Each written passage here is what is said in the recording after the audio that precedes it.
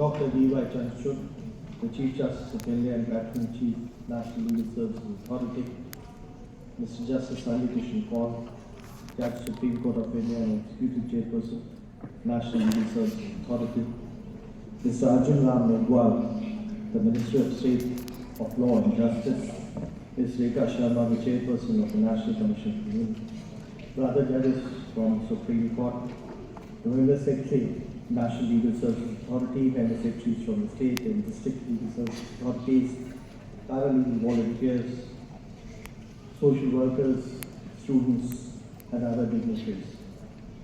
Namaste. The pioneering Legal Services Authority Act 1987 was brought into force about 28 years back on 9th of November 1995. This piece of legislation from then has shaped and is the focal point of access to justice in India. Mr. Megwal talked about we being the global leaders in this area. That's a fact. India today has the largest coverage of legal aid in the world. Almost 80% of the India's 1.4 billion citizens are eligible to free legal aid. One of the leading judges of Supreme Court of USA, Ginsburg, had said, there can be no equal justice where the kind of trial a person gets depends upon the amount of money he has. Similar words were said years back by Justice P.L. Bhagwati when he realized the importance of free legal aid services as an integral part of right to life and liberty. And he had said, the poor in the contract with the legal system have always been on the wrong side of the line. The result is the legal system has lost its credibility for the weaker sections of the community. It is therefore necessary that we should inject equal justice into legality, and that can be done only by dynamic and activist scheme of legal services. The vision of NALSA is to establish an inclusive legal system to ensure fair and meaningful justice for the marginalized and the disadvantaged sections of the society. While the primary objective is to provide free and competent legal representations in courts of law, there are broadly 4 other areas or goals which are part of the inclusive vision of NALSA. They are, first, spreading legal literacy and awareness. 2, providing legal assistance to bridge the gap between socio-economic welfare policies and schemes and actual realization of benefits in these policies and schemes. 3, enacting and implementing strategic schemes for vulnerable sections of our society. And lastly, providing quick, cheap, effective resolution of disputes through alternative dispute resolution mechanisms. The Member Secretary had just referred to the fact that India, we are providing 12 lakh, the total count of legal aid beneficiaries in the year 2022-23 was about 12 lakhs. The fact is that almost 30% of the cases in the trial court for the defense are handled by the legal aid councils. The figure goes up to 50% at the appellate stage. I do not think Indian criminal justice system can work without the legal aid. How has it been possible?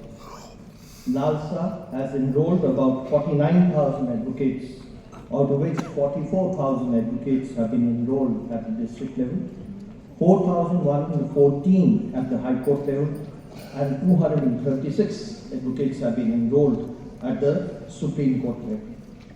In addition, we have 42,446 paralegal volunteers, out of which 17,506 paralegal volunteers are women, which constitute 41% of the total paralegal volunteers enrolled. As far as access to justice is concerned and disseminating legal literacy and awareness is concerned, we have been following a twofold approach: reach in and reach out, or outreach approach. NALSA has set up close to 19,000 legal literacy clubs in schools. Between 2016 and 2017 and 2022-2023, the number of legal awareness programs organized by NALSA increased from 1,21,000 to almost 4,90,000, which is a 400% increase. This apart, to be able to reach out to the remotest part of the country and have door-to-door programs, we have 78 mobile vans, apart from others who go and visit the villages and interact with the citizens. Today we have taken two important steps. The first is a legal guide, and the second is upgraded helpline number of NALSA. These will help us make available legal assistance at the doorsteps of those beneficiaries or persons who require legal assistance. I'll briefly now point out the schemes which we have under the NALSA patronage. These include schemes for children, differently abled children, widows, economically disadvantaged groups and individuals, victims of acid attack, trafficking, commercial sexual exploitation, drug abuse, disasters, and sexual assaults. Till 2022-23, NALSA assisted in the award of about 348 crores, I just repeat the figure, 348 crores to victims in about 20,990 decided applications under the Victim Compensation Scheme. This by no means is a small achievement. It shows the effectiveness and how NALSA has been able to enforce these schemes.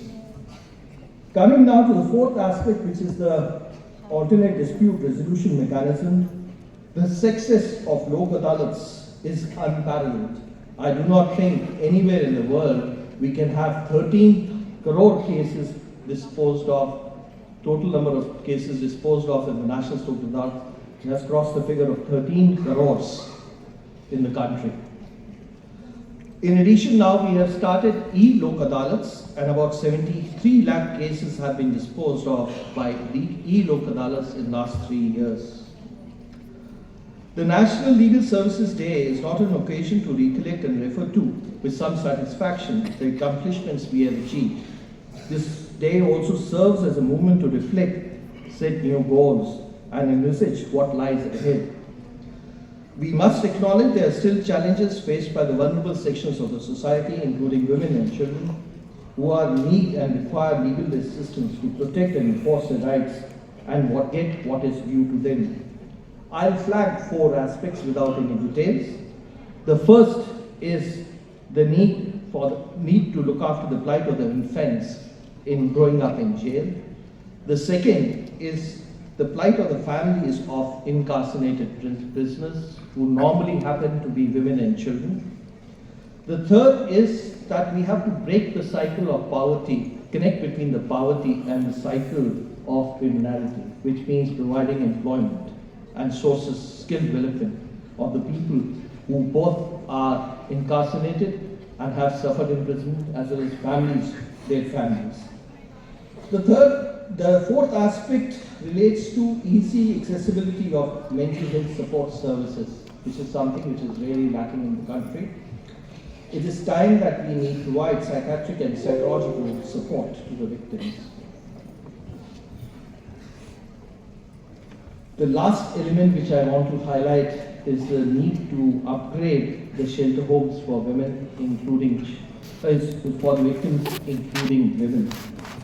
We have marched a long way, but we have some distance to go.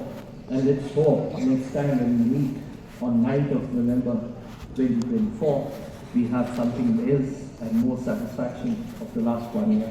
Thank you so much.